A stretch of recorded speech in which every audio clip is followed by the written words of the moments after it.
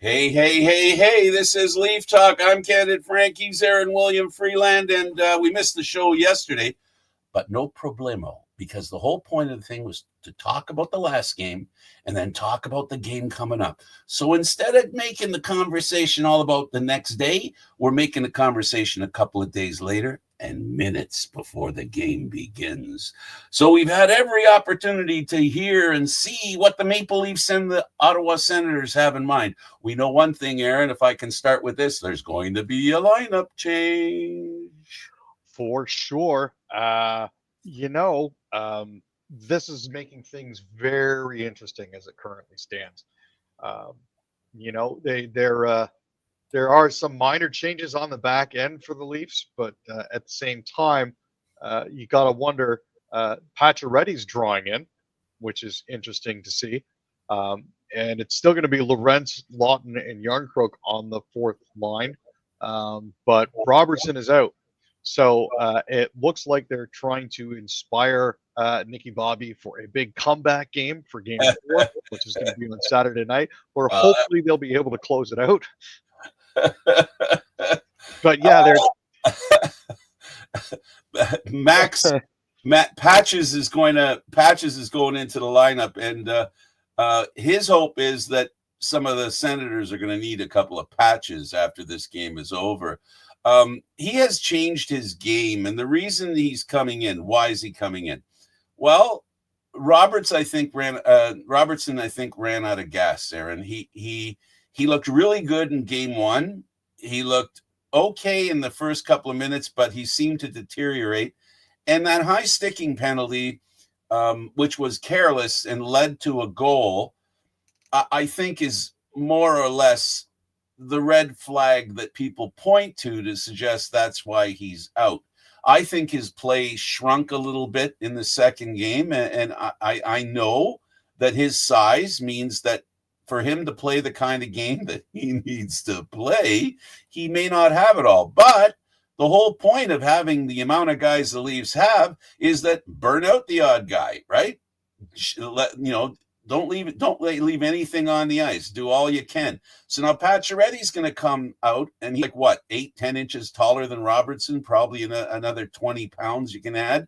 And he's going to be throwing himself around like there's no tomorrow, which we've witnessed in his most recent incarnation. So there's going to be a little road rage going on.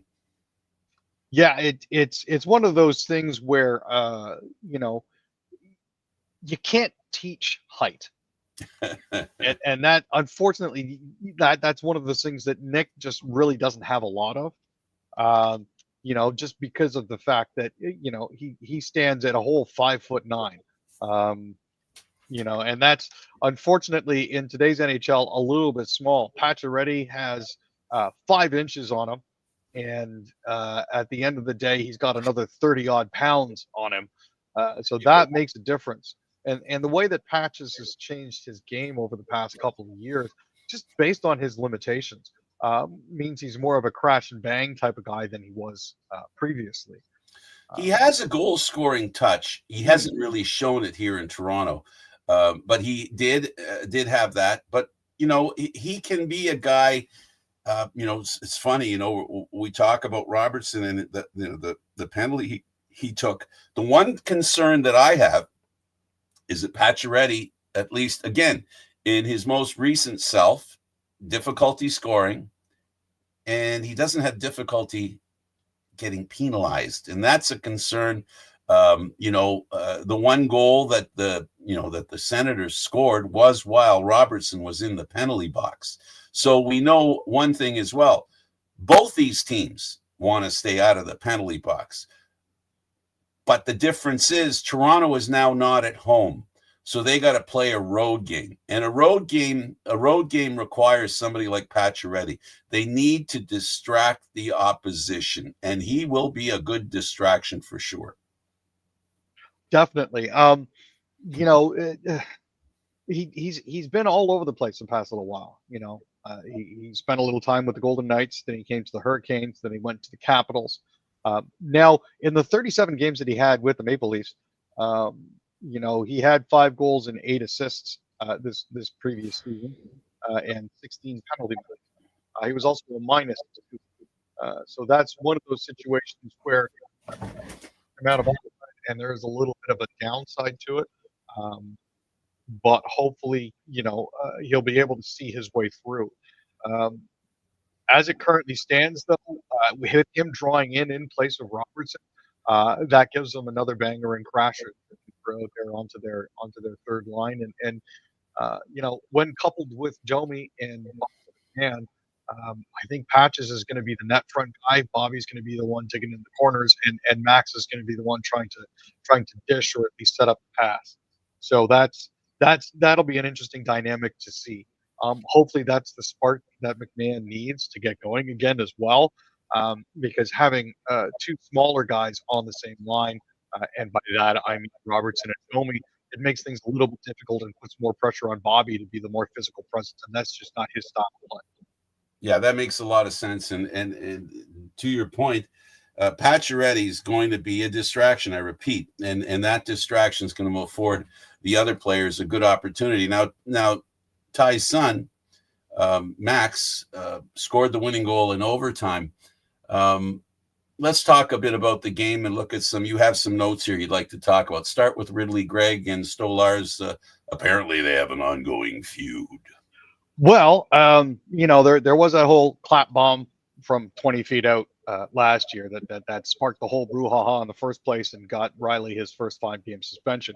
But also in game one, Ridley Gregg accidentally on purpose lost his footing in front of the net and managed to take one of Stolarz's legs into the post rather hard. Didn't injure him, but at the same time insisted on parking himself right on the edge of the blue paint. Which is where we saw him in the first period absolutely get bodied by Stolarz, trying to cut between Stolarz and net as the play was ending. That was just he initiated contact by doing that. Oh, 100%. This is why he actually got a roughing penalty, and Stolarz got the interference penalty. Although it did look like Ridley went down like he'd been poleaxed, which was quite humorous to me because usually Stützle is the one that does the diving. But we interested to see. Stolarz did get a few whacks in, and I think the referees at one point did more. That's the number of free ones that you get. Billy Smith lives about 100 kilometers, maybe not even 100. Yeah, about 100, in around 100 kilometers from me. He lives in Midland.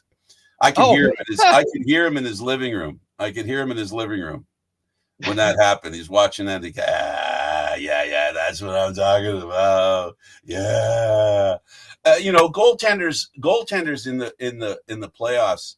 And we've seen it with the Leafs, Aaron. Historically, we've seen forward skate by Leaf goaltenders, stick out their elbow, and even knock them out with no penalty attached. We've seen Leaf goaltenders be treated in a way that, if you're a Leaf fan, it's disturbing. And more importantly, if you got a goaltender who's and I don't think this is a terrible thing to say, and I don't mean this disrespectfully with Wall, but the difference between Wall and Stolarz right now, at this point in the season, looking back, for example, the 10 last games, Wall has not had that extended amount of success like Stolarz has. So it's very important for the Senators to maybe help the Leafs make the decision that they may have to replace him and put Wall in. So, but Stolarz made his point. And the league made their point as well, by the way. And this is something for fans to take note.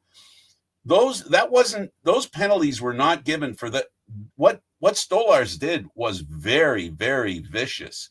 We can paint it however we wish, Aaron, but they were vicious. The slashes and that chop, that full forearm chop that he gave to him, those were vicious plays. So one has to wonder, and you don't have to wonder long. I wonder if the league kind of said, we told you not to do it. Now he gets his chance to remind you not to do what you did. I think there was a certain amount of you get to take your pound of flesh there. And after he did that, of course, that comes down to the whole, well, you did it. and you kept going even after we told you not to do it. So this is what's going to happen. Yeah, and it didn't end just with the chops, right? Because even the interference penalty, when Ridley Gregg hit the wall that is Stolarz, and he went down in a heap, there wasn't really much that that it was like we've seen. How many times have we seen, especially the Leafs in the playoffs, because they're not very physical, in the past few years? How many times have we seen Leaf players taking a penalty for hitting a guy's fist with his face? Yeah, no, that happens quite a bit. I think the one thing that the Leafs need to remember here is that they are specifically looking for those inadvertent stick fouls, at least on the Maple Leafs, because Tanev got called for high sticking, Yarncroke got called for tripping, and then Nicky Bobby took a penalty for high sticking. However, there was a high sticking, what appeared to be a high sticking penalty on Marner, but was adjudged to be a follow through. Oh, we going to talk about this? I can talk about this if we want. But the whole idea is you're not assessed a penalty if you're attempting to shoot the puck and if you hit a player with your stick on the follow through. Now, the Leaf player in front of the net did happen to kick the puck away. So the swing by the Ottawa player was, technically speaking, an attempt at a shot and a clearing attempt. So the high stick that smacked Mitch Marner in the face was then adjudged to be a follow-through, and as a result, not a high-sticking penalty. Now, there's an inconsistency with that thinking. May I express my view on that inconsistency? Please or did do. You want to? Did you want to? Oh, no, you go right ahead, Frank. Okay, here's the inconsistency. If I, as a defenseman, have a forward coming in and he's getting by me, and the only course of intervention on that guy having a clear shot at the net, the goaltender, in other words, I slide along the ice and I wave my stick along the ice and I swing at the player trying to sweep the puck away, and I miss the puck and trip him. It's a tripping penalty. The point being that if you don't make contact with the puck, what you did was trip the guy. If you don't make contact with the puck, that's a slippery slope. You get what I'm saying? There's a black and white rule, and now they in this situation they call it gray. So in other words, okay, I'm the referee and I get to decide whether he actually was swinging at the puck or not. So that means any player when the puck's around, if they want to smack somebody in the head, all they have to do is swing at the puck. Whether they get it or not doesn't matter. They get a free shot of a stick in somebody's face. NHL? Nope, you got it wrong. I disagree with everybody else. We actually, back when I played AAA hockey, we actually had a guy on the point that would like to do that. He would set himself up and look like he was taking a long wrist shot. And when he would take the shot, as the forward was coming out to the point to try to check him, his stick would magically slip off the puck and take out the oncoming forward's skates. And then he would take the puck and go in. So I've seen this before. I know the slippery slope of what you speak because I've seen players use it before. This is, again, one of those situations where it's like, it's again, referee's discretion. And this is something that comes up a lot. And this is a phrase that you're going to hear a lot out of the NHL is that a lot of it is officials' discretion. And that can become an issue. Okay, we've talked about Stolarz, and the reason he's such an issue with the Senators and the reason he feels he needs to defend himself is because he's a very important part of this Leafs success that we're witnessing. First time in 23 years, the Leaf team wins their first 2 home games, a first. And also the fact that, we have Leaf players, the defense. This is something that is interesting. Because during the season, I think there was a time when there were 2 defenseman Leaf goals that happened after like 40 games in the season between defensemen's goals. We had a defenseman who, number 44, married to Tessa Virtue, scored 2 goals in the playoffs And we've seen the Leaf defense contribute to the offense. Aaron, this is a bit of a surprise, a welcome surprise if you're a Leaf fan. Oh, 100%. The amount of offense that actually has been coming out of the back end has been something that they've been needing. I know that we've stressed getting more offensive defensemen, and I know that Riley has received praise for his offensive play.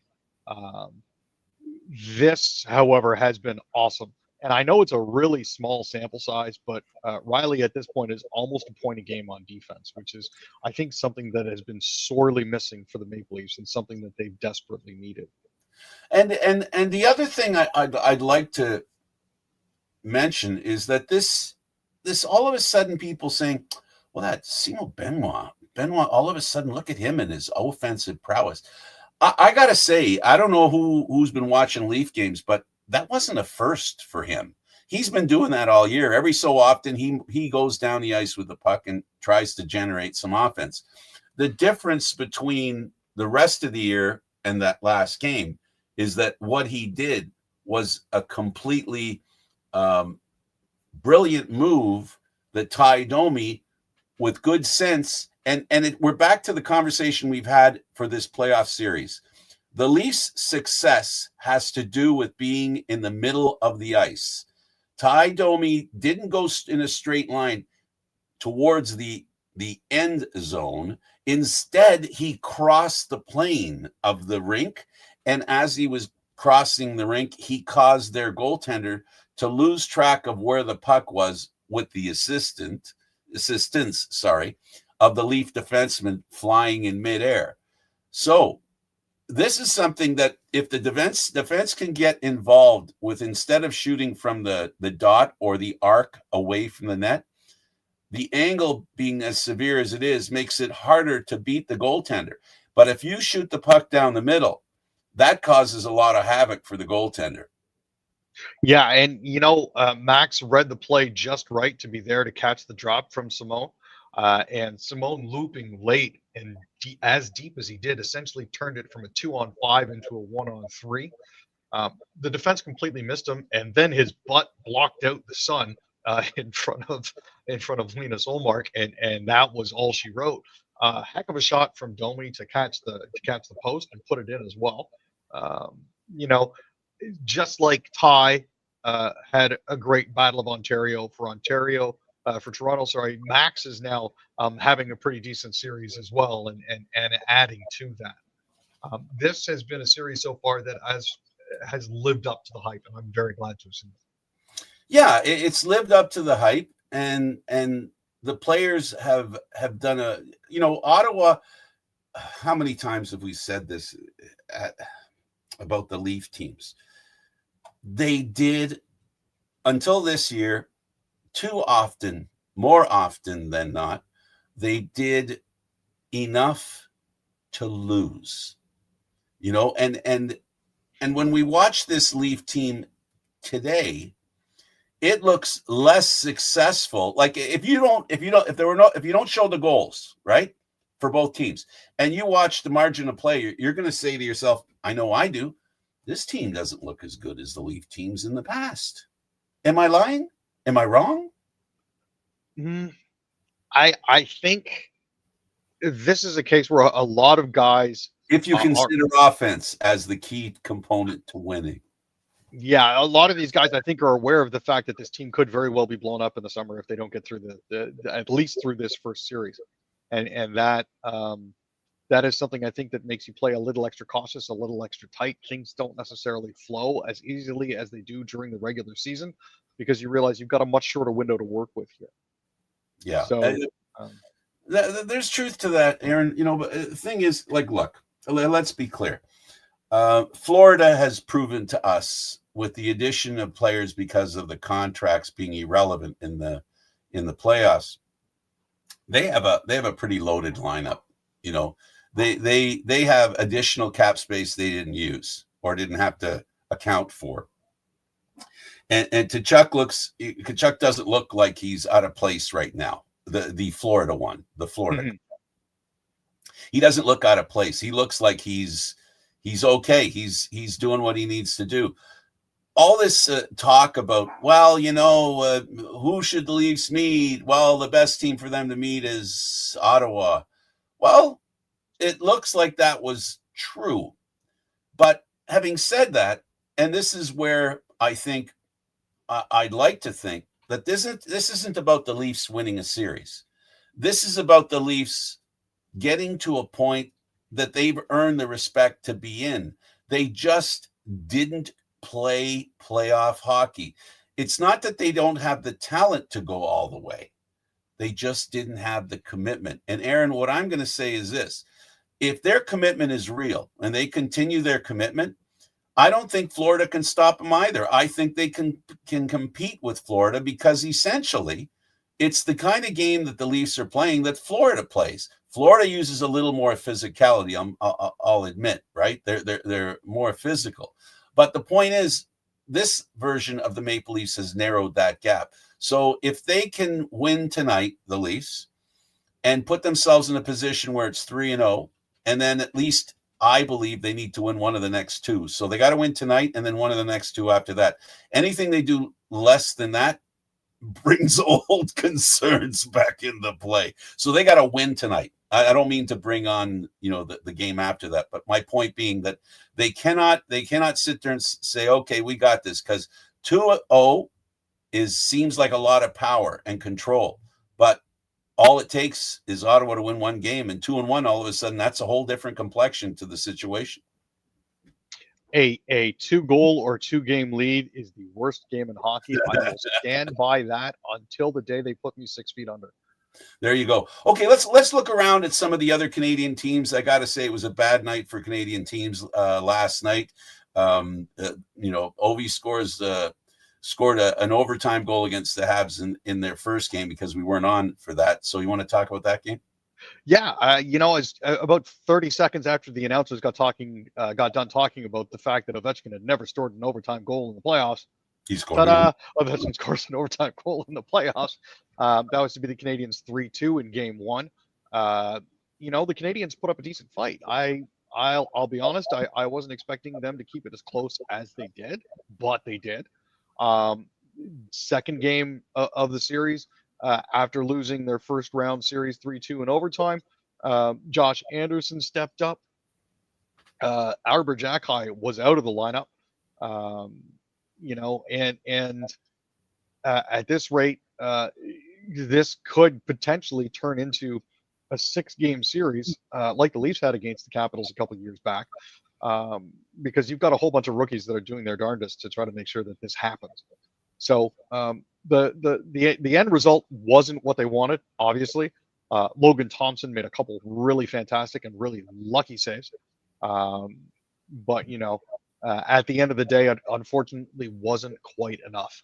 So they're looking down the barrel of it right now. But the good news is that they're going back to the Bell Center, so they'll have the opportunity now to try to right the ship, as it were.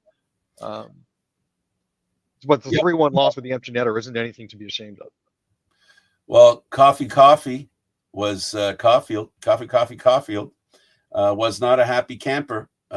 He felt that a penalty was missed, and he was on fire. And the Canadiens are I hope, can regroup a little bit and not get caught up in the frustration of the penalties that aren't called. Again, what I said before sticks here too. It's 2-0, but Montreal at home tomorrow wins the game tomorrow. It's 2-1. It's a whole different series. Then it gets to the point where next game could win the series. And by that, I mean, if Montreal, having come from the position of 2-0, being behind 2-0, can square this thing up, it puts Washington with the pressure, because they should, from the beginning, we all know that factually, if one uses points as a sign of a series and how it should go, Washington's had every advantage. They had a very big advantage over Montreal. No, and this is the problem, right? You've got the highest scorer in NHL history now playing for Washington, and they know where he is. It's no secret. Ovechkin doesn't hide. No, but they still can't find ways to shut him down, and that is going nobody to be consistently a concern. nobody can, Aaron. For the Yeah. past few years, we've known for the last 4 or 5 years that his bread and butter is that position. And we're not that smart that we know more than any of the NHL teams. They all know where he's going to shoot from. The goaltenders know where he's going to shoot from. The defenders know where he's going to shoot from. All you can do really, and I think of the way the Leafs are playing, and it's a good example of why the Leafs are having some success, is blocking shots. If they can get in a position to block his shots and give the goaltender a little assistance up close, that's where I wonder where teams aren't successful. It's how their defensemen don't even get there to block the shot, right? They know he's going to do it from there, but because where he's playing and where he's standing, defensemen can't commit to cover him, because if they commit to cover him, someone else who would pass the puck to Ovi has an excellent opportunity. Oh, what did we say earlier? Oh, yeah, the middle of the ice. So good for Washington. They look really good. Still pulling for Montreal. I know they're not our favorite team during the regular season, but they are a Canadian team. And at this portion of the program, we look for every positive there could be for Canadian teams. In this case, Montreal, the positive is that if they can win the next game, it's a whole different series. Unfortunately, this is Leaf talk, so we don't feel the same way about the Sens. We're fine with the Sens losing again tonight. There's no problem. I think we could take it. I think we could handle that, because we want to keep talking about the Leafs, because that's what we do. Exactly, and we'll have the opportunity to do it all again tomorrow. There you go. Absolutely. A team that is the Canadian team that has, and this is in deference to our support of the Maple Leafs and covering the Maple Leafs, I think it's fair to say that Winnipeg is the team that's earned the right to be the favorite in breaking the spell that is 1993 since the Canadian team won the Stanley Cup. They are the preeminent Canadian team that has, in my opinion, the best shot to do that, to win the Stanley Cup. And they've been proving that, in fact, they haven't put themselves in a position where, oh, glad we got through that one. They've done a great job of dominating the opposition. Oh, for sure they have. And you know what? I think they actually came up against the perfect first-round opponent for them in the Blues. The Blues are a resilient and a tough team. They're not going to go away very easily. And it's not like Winnipeg has been winning by blowout scores. They've been fighting for every inch of ice here. Their last game was only a 2-1 win. So that's still a 2-0 series lead. But Scheifele had a goal and an assist, and Kyle Connor got his second consecutive game winner in the third period to beat St. Louis on Monday. Connor Hellebuck stopped 21 shots to help the Jets take a 2-0 playoff series lead for the first time in 3 seasons. Winnipeg has had a bad habit of winning the first game and then losing the next 4. So it's good to see that they're attempting to buck that trend now. But now the series shifts to St. Louis, and that is a completely different beast to have to deal with. Now that St. Louis is going to be able to line match, this is going to make things a little bit more difficult for the Jets. Hellebuck will need to continue to stand on his head. Logan Stanley is going to have to make sure that he stays out of the box. This is one of those things where they have a great asset on defense in Logan Stanley. He's 6'7" all day long, 7 foot tall on skates. You gotta make sure that he stays on the ice. So Go ahead. More than any Canadian team, the Jets' offense is dependent on their defensemen. Their defense is dependent on their forwards. They're a team that deal with transition so well. They're very good at being able to, as a team, defend. And then when you have a goaltender like Hellebuck, it makes the defending that much easier. Now he's a guy who's trying to change. He's trying to change people's impressions that he hasn't been that effective a goaltender in the playoffs. He's proven so far that he can be as good in the playoffs as he is in the regular season. 3 letters for the Edmonton Oilers, WTF. And if the greatest player in the world and the second greatest players in the world, the problem I'm having with the Edmonton Oilers aren't those two, because we can't even say well, we could have won those games if those two guys would show up. Well, they've shown up. The rest of the guys just aren't showing up. They just don't. The injuries that they're dealing with they seem to be terminal, especially on defense. Yeah, they got really lucky in the first game because the Kings kind of self-immolated by giving up a 4-goal lead. The Kings were up 4-0 moments before the second period buzzer and up 5-3 with 2.5 minutes left in the third period until Connor McDavid called it and said, "I'm just putting this team on my back. Here we go." It was a really ugly goal by Phil Deneau. I felt bad for Skinner. I just one of those and then to turn around and have an absolute stinker the next night and lose 6-2 to give the Kings a 2-0 lead. That is just not the way that you want to go.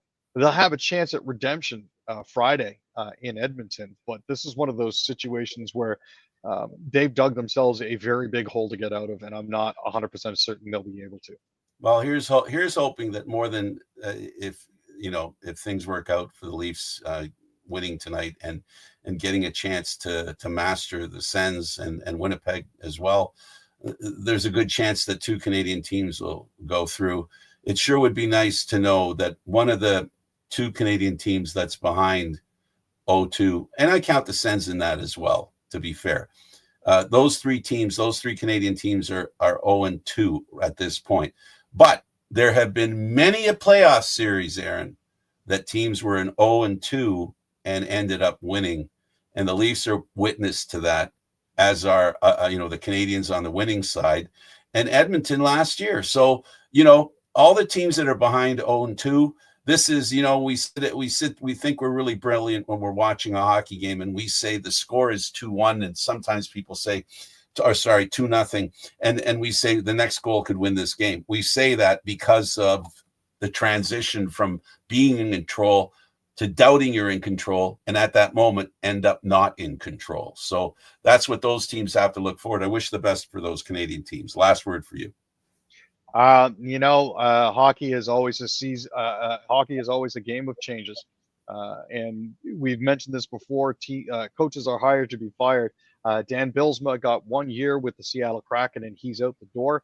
Ron Francis and Jason Botterill are being elevated to president of hockey operations and general manager, which is a curious move for the Kraken because Botterill didn't do anything in his time in Buffalo. So to see him be given the reins of trying to build another team on the West Coast is interesting.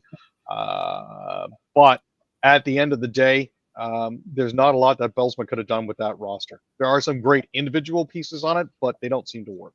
Well, in fairness to Botterill, the problem with Buffalo isn't the talent that lacking. It's the cohesiveness. It's the, I think, we talk about things other than facts. We talk about things like, do they have, is there a magic that they're missing? Anyway, listen, Aaron, it was fun. I look forward to the game. Enjoy the game tonight. And thanks for doing this a little bit early. I really appreciate your help. Not a problem, Frank. We'll see you tomorrow evening. He's Aaron William Freeland. I'm Candid Frank Stanisci. Thank you for watching. We'll see you again on Friday after this game tomorrow. See you soon, everyone.